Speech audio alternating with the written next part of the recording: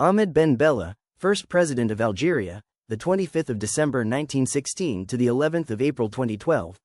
Ahmed Ben Bella, Algerian socialist soldier who was the first president of Algeria from 1963 to 1965. Ahmed Ben Bella's intelligence, ambition and love of his country marked him as a natural leader. Born on the 25th of December 1918 in the Algerian town of Marnia to Moroccan parents, he showed promise from a young age. Ben Bella's father believed the same and moved his birth year to 1916 so that he could leave school early and begin work on the family's farm and later qualify prematurely for military service. Deployed to Marseille in 1936 for the Second World War, he served with distinction and was awarded the Croix de Guerre. His talents on the football pitch whilst in Marseille earned him further recognition, but he declined an offer to play professionally and instead returned to Algeria, where he joined a Moroccan regiment fighting with the Free French movement, which was led by Charles de Gaulle and fought in exile against the Axis powers. As Europe celebrated the end of the war on the 8th of May 1945, 4,000 Algerians joined an anti-colonial demonstration in the city of Sétif against the French, who had ruled Algeria since 1830. But in the following days, colonial forces massacred thousands of Algerians. For Ben Bella, this was a turning point. Achieving independence would become his main goal. Returning to his hometown, Ben Bella was elected town councillor and later joined the Movement for the Triumph of Democratic Liberties, MTLD, led by the father of Algeria's nationalism, Messali Hadj. The Algerian army and political drought. The French saw Ben Bella's vision as a threat, and in 1949 he was sentenced to 8 years imprisonment for robbing the main post office in Oran to raise funds for the movement's paramilitary wing. His sentence was cut short 2 years later when he managed to escape using tools smuggled in a loaf of bread. From his exile in Cairo, Ben Bella began to form the beginning of Algeria's war for independence. He and 9 members of the Revolutionary Committee of Unity and Action established the National Liberation Front, FLN, to organize an armed insurgency against the French, which began on the 1st of November 1954. Ben Bella coordinated arms to be delivered to Algeria and was appointed vice-chairman of the Provisional Government of the Algerian Republic, GPRA. He narrowly missed 2 assassination attempts on his life in Cairo and Tripoli, Libya. On the 22nd of October 1956, the French finally managed to trap their most wanted and diverted a plane Ben Bella was flying on with other members of the FLN. Held in France for the next 5.5 years, Ben Bella was treated as a valuable asset for the French in negotiating a peace deal with the GPRA.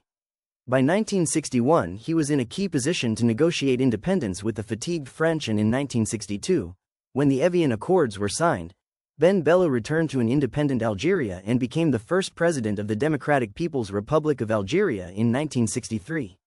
Remembering the massacre of 45,000 Algerians, Ben Bella promised to transform Algeria into a non-aligned secular socialist republic. "Castro is my brother, Nasser is my teacher, Tito is my example," he would often say. But his ambitions often met obstacles. He launched an ambitious but economically disastrous land reform program based on peasant self-management. Ben Bella's strong anti-imperialist and pan-Arabist stance paved the way for strong alliances in the Arab world and beyond. In an attempt to Arabize the education system, he turned to the strong pan-Arab nations of Egypt and Syria and visited Cuba to hold discussions with Fidel Castro and Che Guevara. However, his leadership became autocratic and the FLN grew unpopular. As he undertook extreme measures, the tide began to turn against Ben Bella. Opposition parties, the Algerian Communist Party and the Party of Socialist Revolution, were banned and the leader of an unsuccessful coup, Mohamed Chebani, was executed. Ben Bella always wanted his teammates to pass the ball so that he could score, a former schoolmate said of him. He was the same in politics. His own personality cult alienated many former comrades. Army strongman Houari Boumediene was one of them. Ben Bella once jokingly introduced Boumediene at an official lunch as the man who is plotting to overthrow me. He later asked, "How are your intrigues going?" To which Boumediene reportedly replied, "Very well, thank you." How the empty ballot boxes echo Algeria's hollow hope.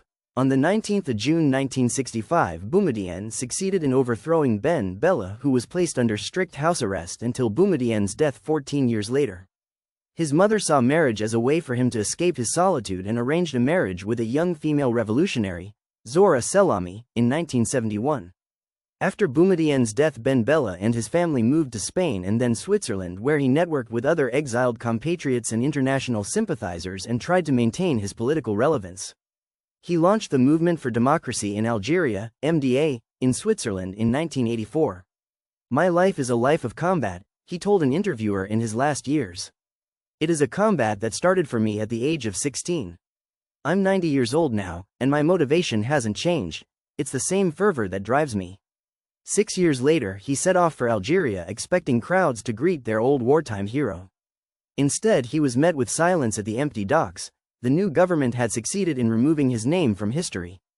An Arab nationalist who saw the rise of radical Islam as a misreading of the Quran, Ben Bella spent the last 2 decades of his life traveling between Switzerland and Algeria, campaigning against imperialism, from the globalization of poverty to the 2003 war in Iraq. Over the years, his stance mellowed, and eventually was invited to state functions by the 5th president of Algeria, Abdelaziz Bouteflika, and given a generous pension and a residence in Algiers. Ben Bella died on the 11th of April 2012 at the age of 95, and in a last farewell to a man so vital to Algeria's independence movement and its post-colonial transition, was afforded a state funeral. Like and subscribe for more.